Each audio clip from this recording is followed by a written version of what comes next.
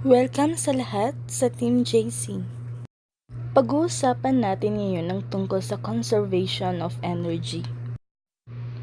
So what is energy? Ano nga ba talaga ang ibig sabihin ng energy? Sa physics, simple lamang ang ibig sabihin ng energy. It is the ability to do work. So, ibig sabihin lamang po niyan na ang energy ay kakayahan ng bawat isa na gumalaw at gumawa ng mga bagay-bagay. So, halos lahat ng nakikita natin sa mundo ay gumagamit ng enerhiya o energy. Energy comes in many different forms. Ibig sabihin, ang enerhiya ay may iba't ibang klase. Maaring ito ay kinetic energy, gravitational potential energy, thermal energy, at marami pang iba.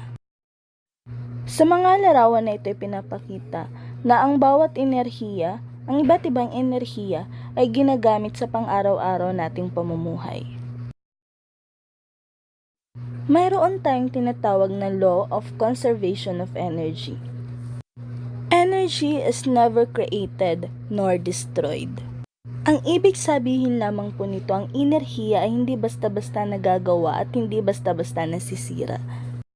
Pero, ito ay pwedeng mabago at matransfer sa ibang form ng energy. Ang mga larawan na ito ay nagpapakita ng tinatawag nating energy transfer.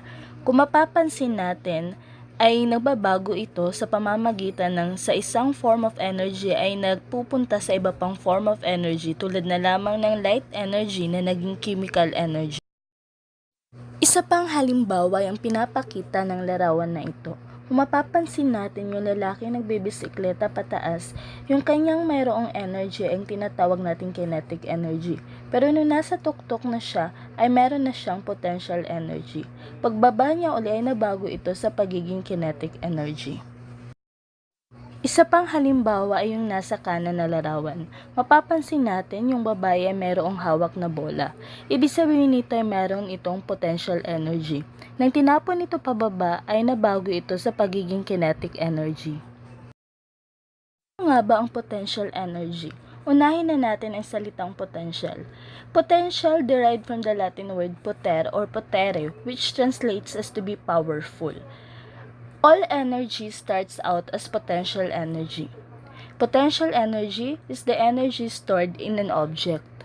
So, ibig sabihin potential energy is also known as the energy in position. Potential energy depends on height and weight. The higher an object, the more potential energy. So, pag mas mataas yung bagay, nasa mataas na lugar, mas mataas ang kanyang potential energy. The more mass an object has, the more potential energy it has. Kapag mas malaki ang timbang ng isang object, mas malaki din ang kanyang potential energy. Ito naman ang mga halimbawa ng potential energy.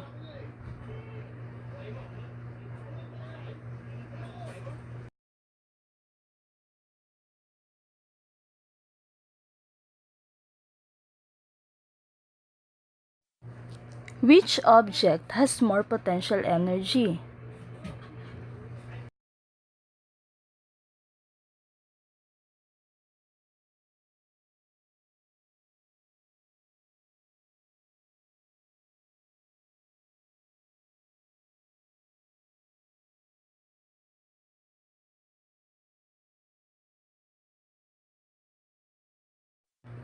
The answer is letter A. This brick has more mass than the feather, therefore more potential energy.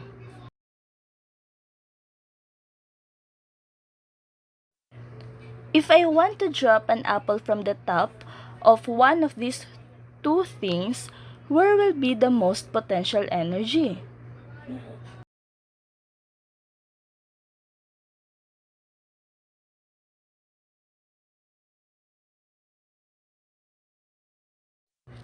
Answer is letter A. The higher the object, the more potential energy.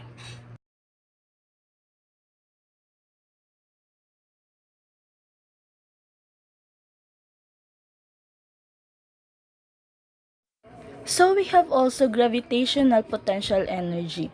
It is an energy due to an object's height above the ground. So our formula would be potential energy is equal to mass times acceleration due to gravity times height.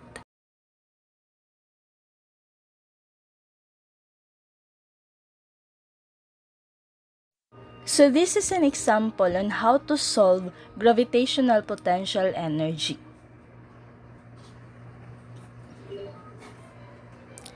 So we have to remember that the potential energy and any kind of energy has the unit of joules. Now, when stored energy begins to move, the object now transfers from potential energy into kinetic energy.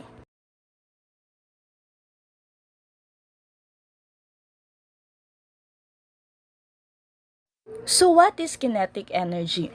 It occurs when potential energy is used or transformed into kinetic energy. The word kinetic derived from the Greek root word kinen, which means to move. So kinetic energy is the energy of motion. We have to remember that the faster the object moves, the more kinetic energy is produced. And the greater the mass and speed of an object, the more kinetic energy there will be. Here are some examples of kinetic energy.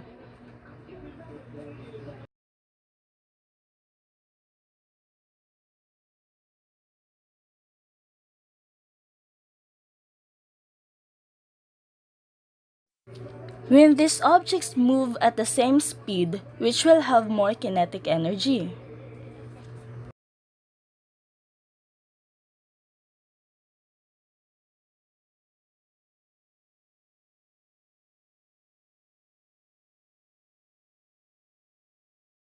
The answer is the semi-truck.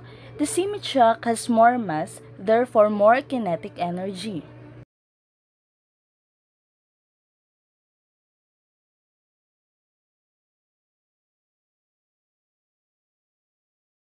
The formula for finding kinetic energy is kinetic energy is equal to 1/2 mv squared, where the unit again is joule, m stands for mass, and v for velocity.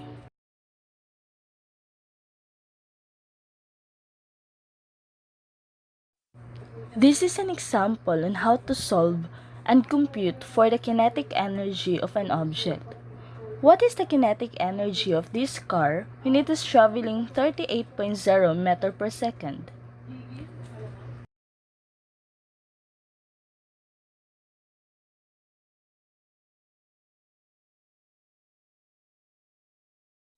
That's all. Thank you for watching. Please subscribe.